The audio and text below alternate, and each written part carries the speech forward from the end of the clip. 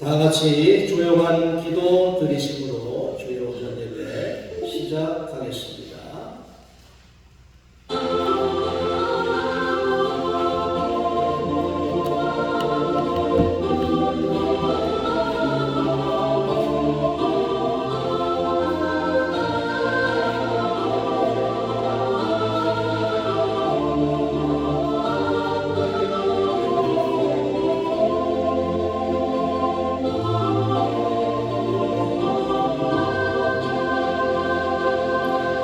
여호와의 인자하심과 인생에게 행하신 기적으로 말미암아 그를 찬송할지로다.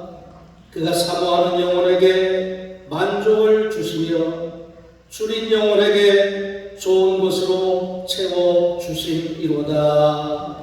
아멘.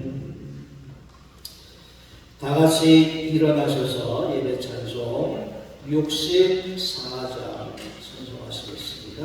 64장입니다.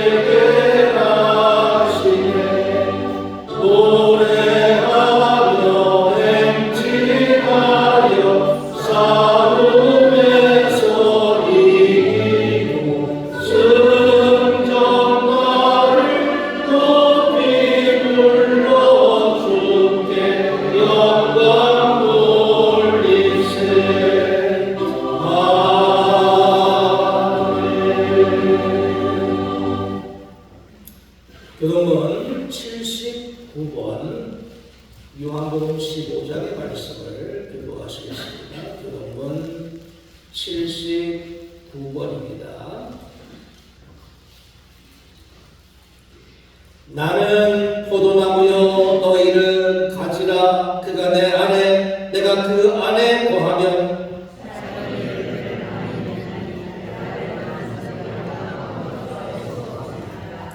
사람이 내 안에 거하지 아니하면 가지처럼 밖에 버려져 마르나니 너희가 내 안에 거하고 내 말이 너희 안에 거하면 무엇이든지 원하는 대로 구하라. 너희가 열매를 많이 맺으면 내 아버지께서 영광을 받으실 것이요 아버지께서 나를 사랑하신 것 같이 나도 너희를 사랑하였으니 내가 아버지의 계명을 지켜 그의 사랑 안에 거하는 것 같이 내가 이것을 너희에게 이름은 내 기쁨이 너희 안에 있어 너희 기쁨을 충만하게 하려 합니다. 아멘. 신앙 고백하시겠습니다. 전능하사 천지를 만드신 하나님 아버지를 내가 믿사오니 그 외아들을 우리 주 예수 그리스도를 믿사오니 이를 성령으로 잉태하사 공정녀 마리아에게 나시고 본디오 빌라도에게 고난을 받으사 십자가에 못 박혀 죽으시고 장사의 사흘간에 죽은 자 가운데서 다시 살아나시며 하늘에 오르사 전능하신 하나님 우편에 앉아 계시다가 저리로서 산자와 죽은 자를 심판하러 오시리라. 성령을 믿사오며 거룩한 머리와 성도가 서로 교통하는 것과 죄를 사하여 주시는 것과 몸이 다시 사는 것과 영원히 사는 것을 믿사옵나이다. 아멘. 성경 4장 볼 수 있습니다.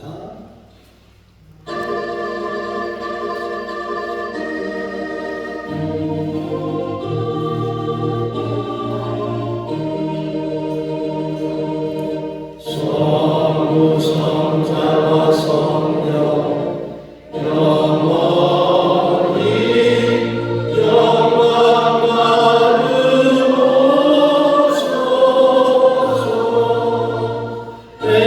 태초로 지금까지 또 지니 영원토록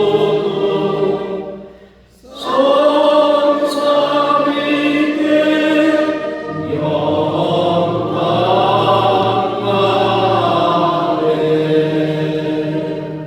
자리하시기 바랍니다. 진인자 목사님 우리를 대표해서 기도해 주시겠습니다.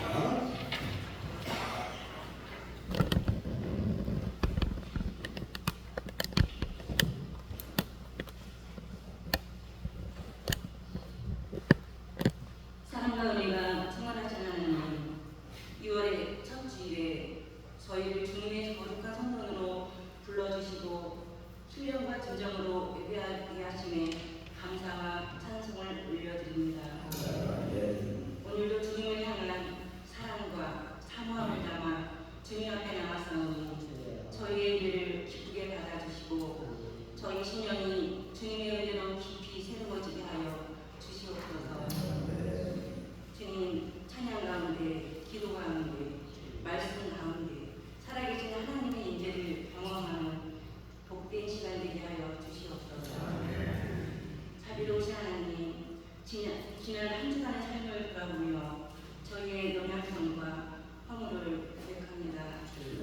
세상의 분주함 속에 주님의 뜻보다는 자신의 감정과 욕심을 쫓아 살았던 순간들을 주님 용서하여 주시옵소서.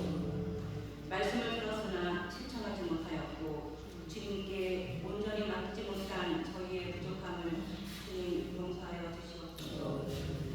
이 시간 회개의 신령을 부어주사 정결케 하여 주시옵소서. 주님, 이 나라를 위하여 기도드립니다. 이번 주에는 대통령 선거를 앞두고 있습니다. 하나님의 뜻에 합당한 지도자가 세워지게 하시고 국민 모두가 책임감 있는 참여를 통해 성숙한 민주주의를 이루어가게 하여 주시옵소서. 구절과 혼돈이 아니라 화합과 회복의 시간이 되게 하시고 이 나라가 하나님의 뜻을 따르는 공의와 정의의 나라로 회복되게 하여 주시옵소서. 주님의 몸된 교회를 위하여 기도합니다.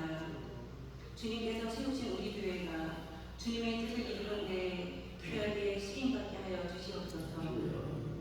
성도들이 하나 되어 주님의 사랑과 복음을 전하며 서로 사랑하고 격려하며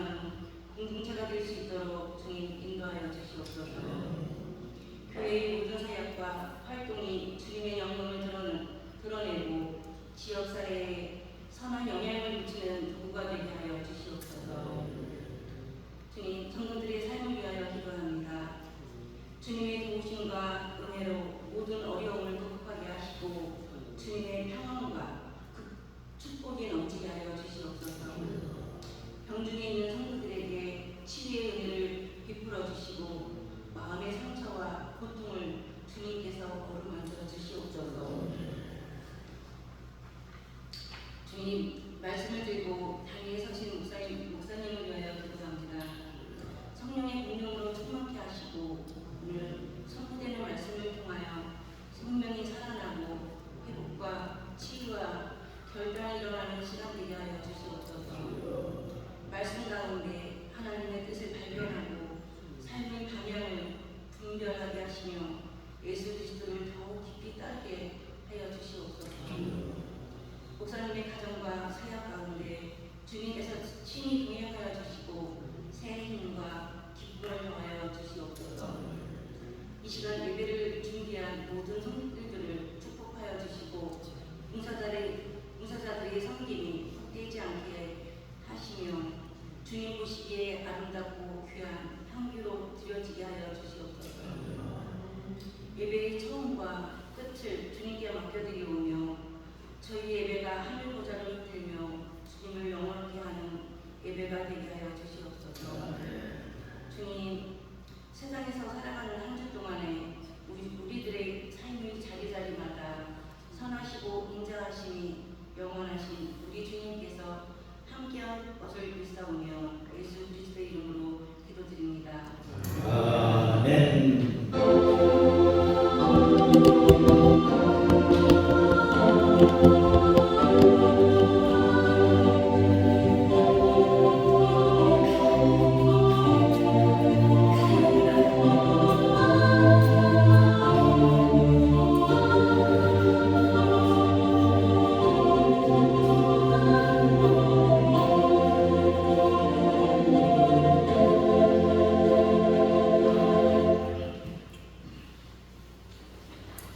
찬송 269장 찬송하시겠습니다.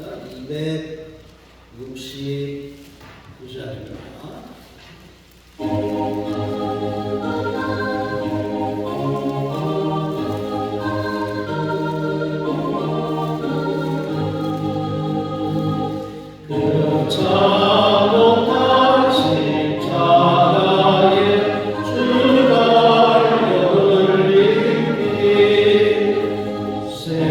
샘물같이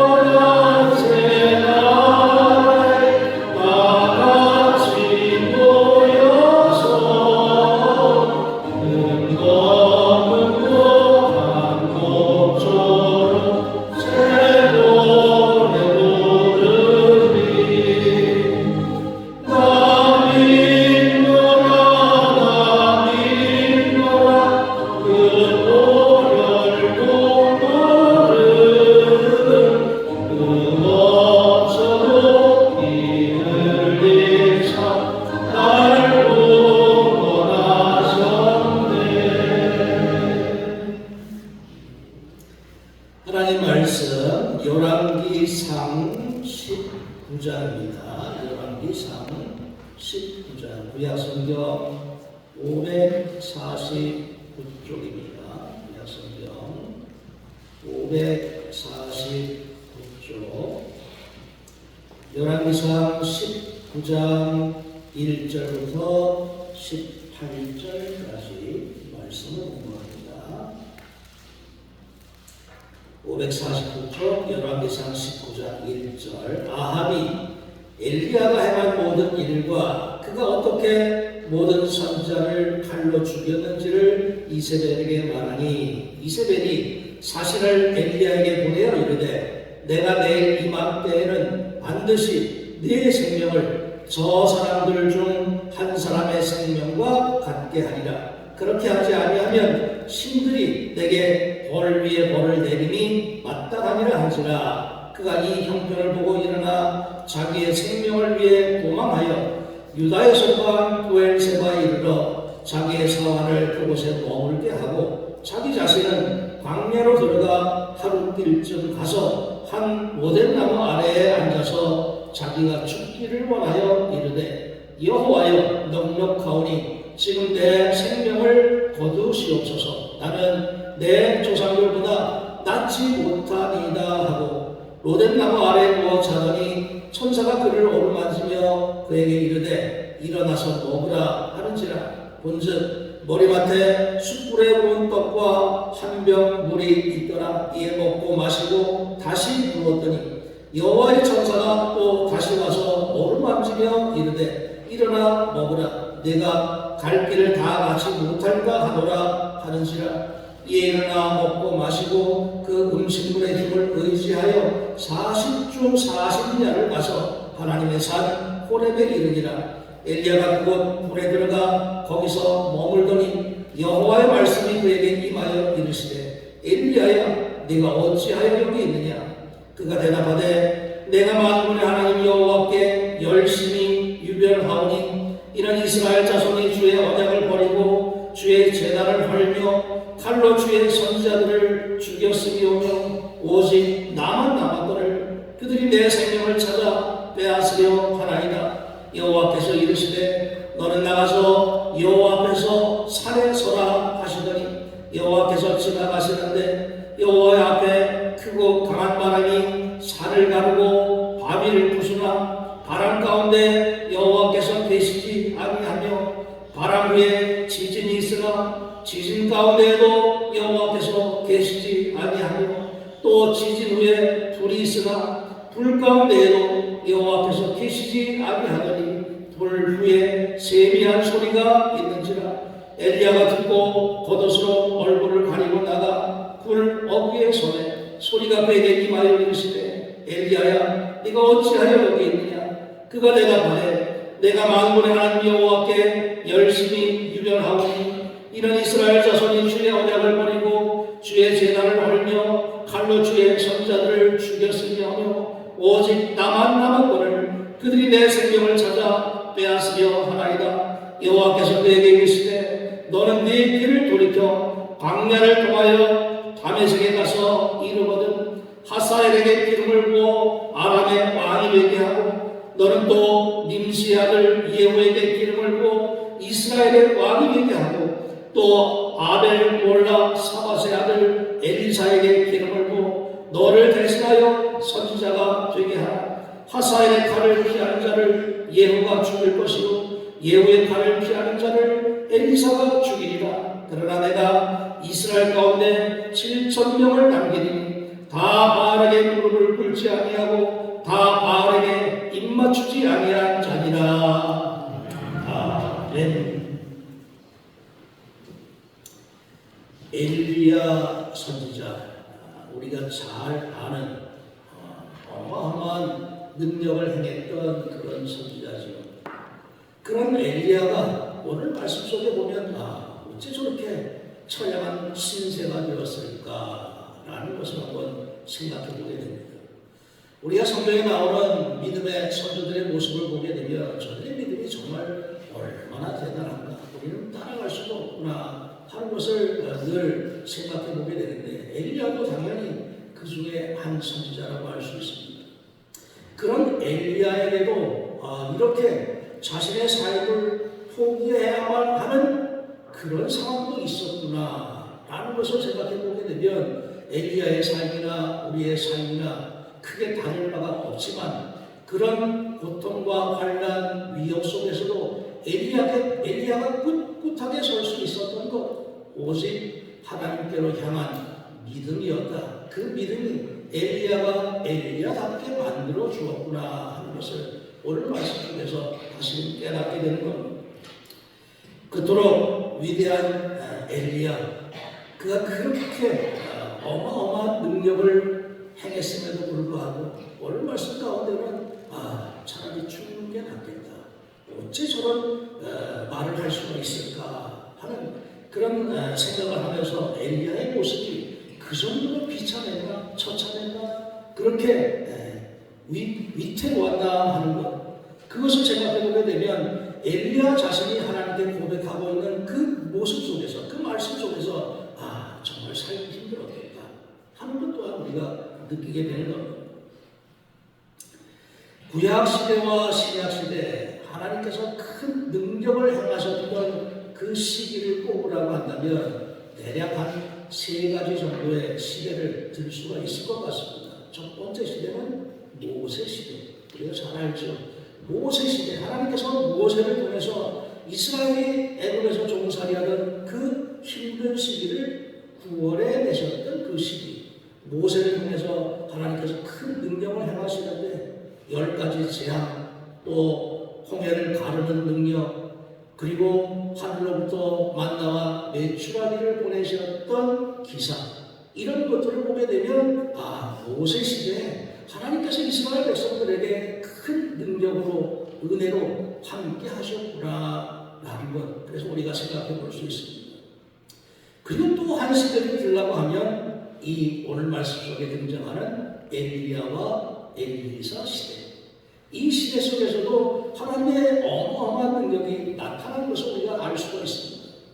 그 예로 엘리야가 이제 우상을 섬기는 선지자들 850명과 대결해서 하늘에서 불이 떨어지기를 그렇게 기도했을 때 하나님께서는 엘리야의 기도로 응답하셨던 그 하나님의 능력이 엘리야에게 크게 임하셨을 뿐만 아니라 3년 6개월 동안 비가 내리지 않아서 가뭄으로 모든 것이 다 말라 죽고 있는 상황에 엘리야가 하나님께 기도했을 때 하나님께서 또 엘리야의 기도에 응답하셔서 비가 내리게 하셨던 그 일이나, 또 엘리야는 죽지 않고 하나님 나라로 들림을 받았죠.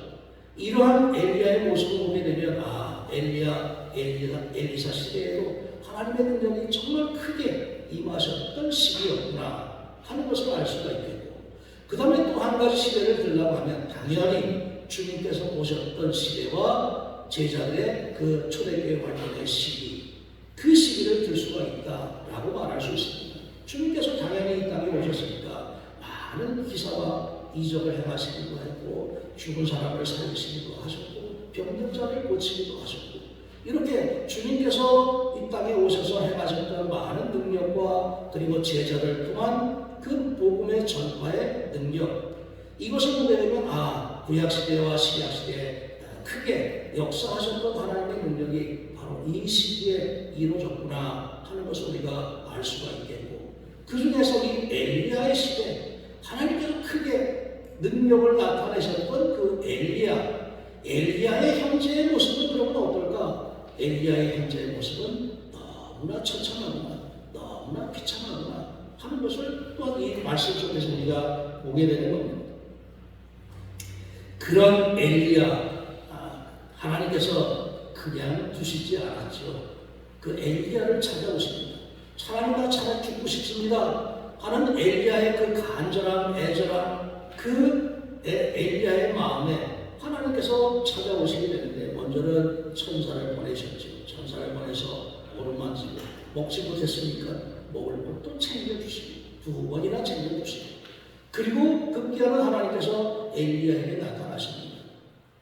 엘리야에게 등장하시는 하나님의 모습, 여기서 우리가 생각해 보게 되는 것은 그 어마어마한 능력을 가지신 하나님, 우리가 생각하기에는 무슨 큰 역사를 일으켜서 하나님께서 등장하시겠지라고 생각할 수 있겠지만 오늘 말씀 속에도 있지만 크고 강한 바람 그 속에 하나님이 등장하시지 않았고 또 큰 불 또는 큰 지진 이런 속에서 하나님이 등장하시지 않았고 어떻게 등장하셨는가? 잘 들리지도 않는 세미한 소리로 등장하시는 하나님.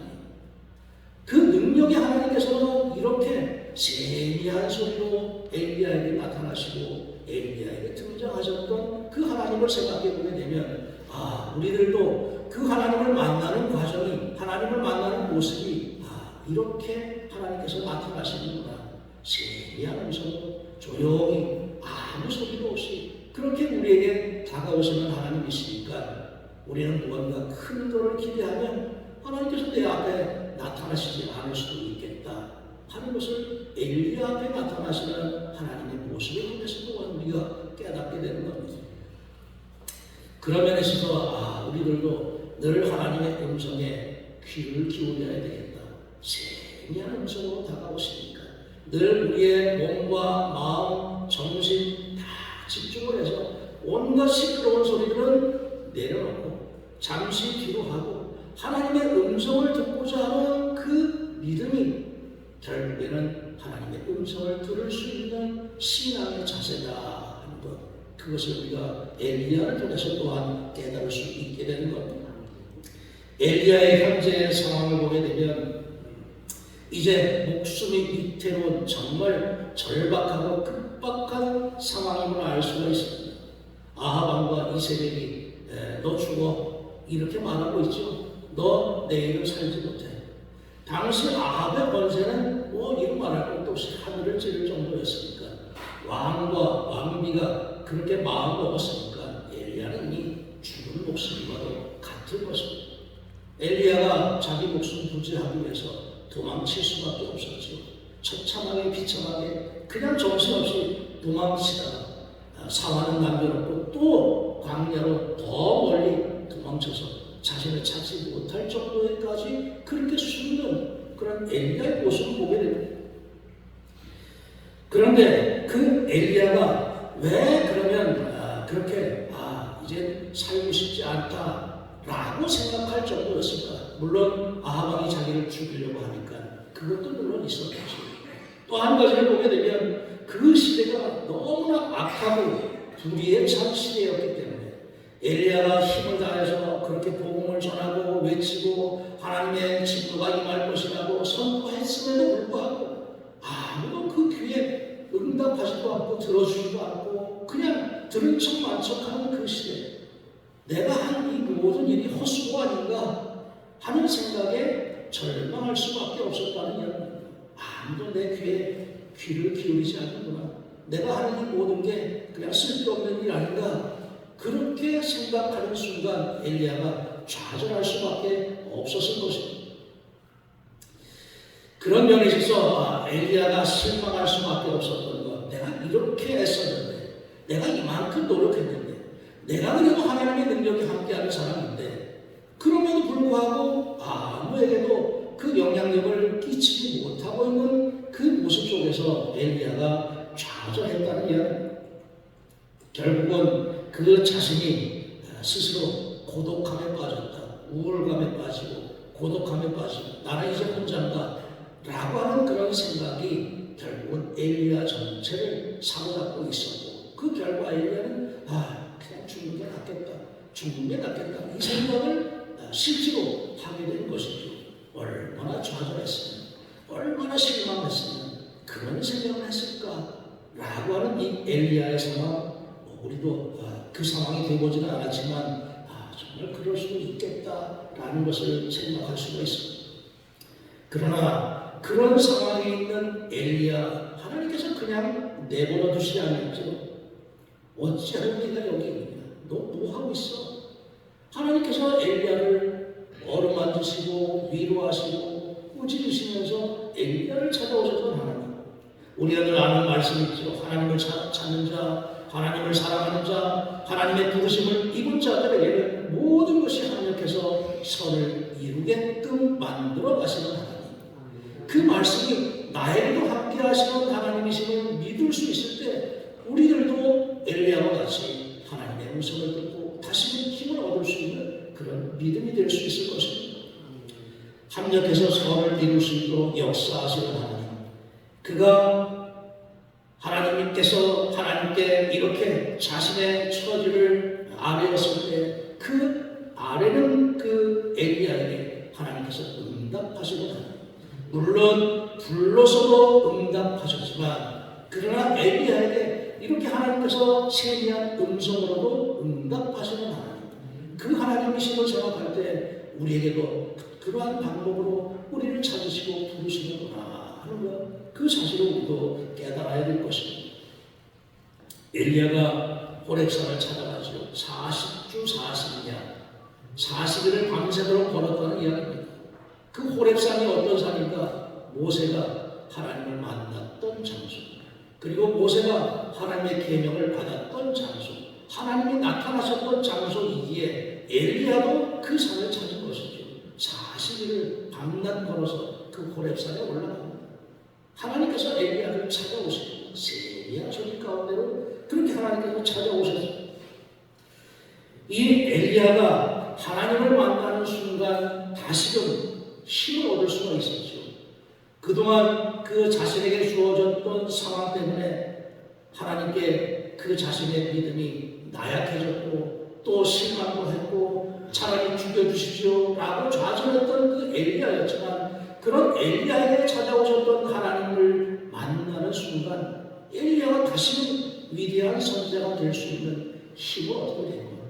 그래서 우리도 하나님을 찾고 갈구하고 하나님께 응답받아야 되는구나 하는 것, 그것은 엘리야를 통해서 우리가 배울 수 있게 되는 겁니다. 엘리야가 그 음성을 듣고 다시금 힘을 얻을 수가 있었습니다. 하나님께서는 얼마든지 큰 능력을 가지고 엘리야에게 힘을 불어넣으실 수도 있었겠지만 그렇게 하시지 않았습니다. 이미 엘리야에게 많은 능력으로 나타나셨던 하나님, 굳이 그렇게 하실 필요도 없었다는 것을 하나님께서 보여주십니다. 오직 믿음이라는 이야기죠. 너는 나를 믿어라.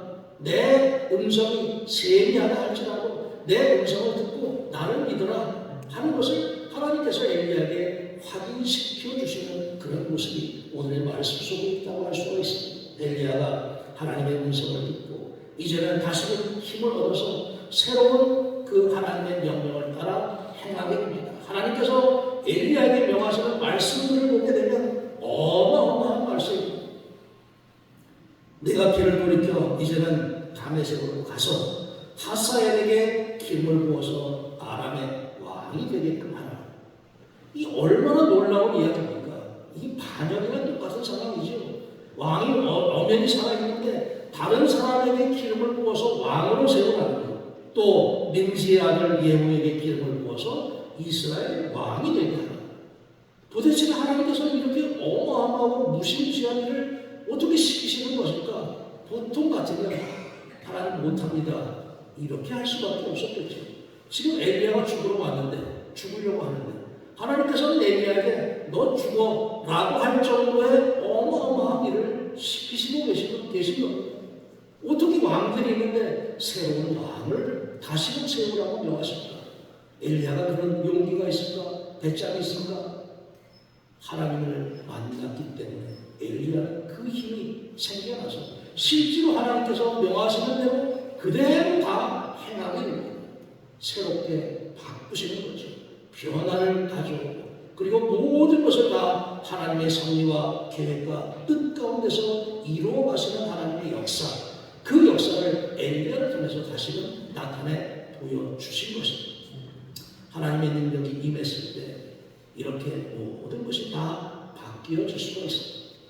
그 모든 것의 섭리를 이루어 가시는 하나님, 이 전체 만물도 주관하시지만 우리의 생사마음도 주관하시는 하나님, 그 하나님이심을 우리가 믿으면서 우리들도 엘리야와 같은 그런 상황을 겪을 수도 있겠죠. 힘들고 또 외롭고 그리고 낙심되고 실망되기도 하고, 그럴 때 우리가 해야 할 일, 하나님을 찾는 것이지. 엘리야가 호렙산을 향해서 걸어가서 하나님께 간절하게 매달렸던 것처럼 우리에게도 그런 간절한 그 간절함의 신앙이 있다고 하면 하나님께서 우리에게도 세미한 음성으로 다가오실 것이다 하는 것을 믿으면서 날마다의 삶 속에서 하나님의 은혜를 찾고 하나님께 간구하고 기도하는 가운데 우리들도 하나님께서 들려주시는 음성을 통해서 새로운 힘을 얻고 하나님의 역사에 동참할 수 있는 그런 우리의 믿음이 되어야 하리라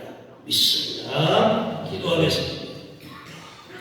엘리야의 절망적인 상황 가운데 찾아오셨던 하나님, 내가 어찌 여기 있느냐고 부르셨던 하나님의 음성, 저희들도 깨닫게 하셔서 우리들도 하나님의 음성을 들으며 하나님의 뜻을 찾으며 그 뜻을 이루어가기에 쓰임받는 우리의 믿음 될 수 있도록 저희들을 굳게 세워 주시옵소서. 예수님의 이름으로 기도하였습니다. 아멘. 찬송 317장 찬송하시면서 봉헌하시겠습니다. 317장입니다.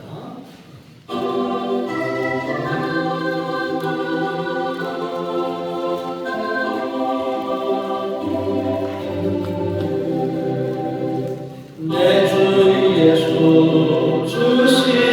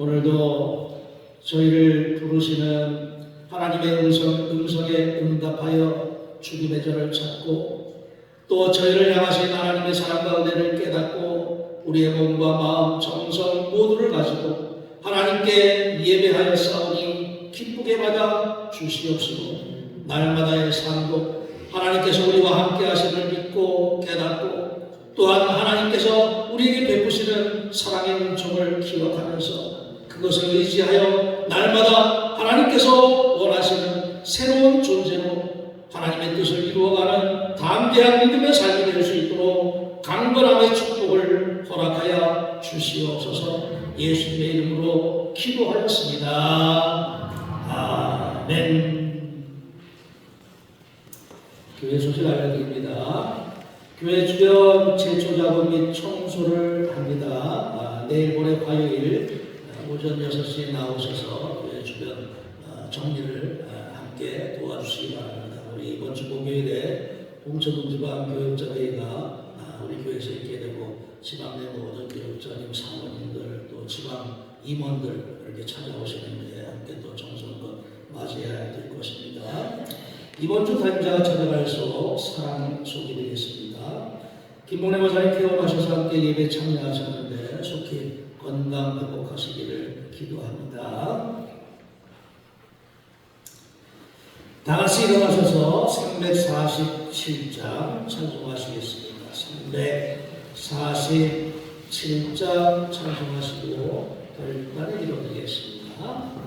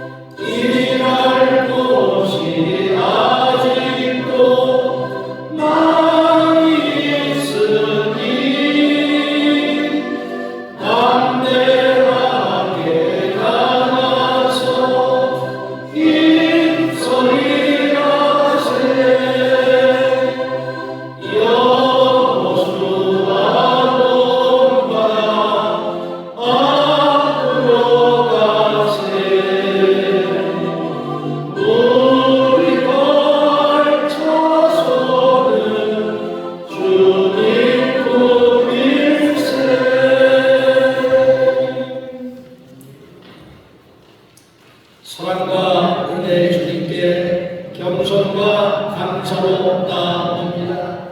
절망 속에 엘리야에게 세미한 음성으로 다가오셨던 하나님의 뜻을 저희도 깨닫게 하셔서 말씀 속에서 위로와 힘을 얻고 당대의 십자가의 길을 따르는 믿음이 될 수 있도록 인도하여 주옵소서. 아멘. 지금은 성부와 성자와 성령님의 날마다 저희들을 돌보시고 감찰해 주시는 은혜와 사랑의 역사가 오늘도 하나님의 말씀을 마음밭에 새기면서 그 뜻에 합당한 믿음의 길을 가고자 기도하고 결단하는 사랑하는 모든 성도들 위해 지금부터 영원토록 함께 하시기를 간절히 축원하옵나이다. 아멘.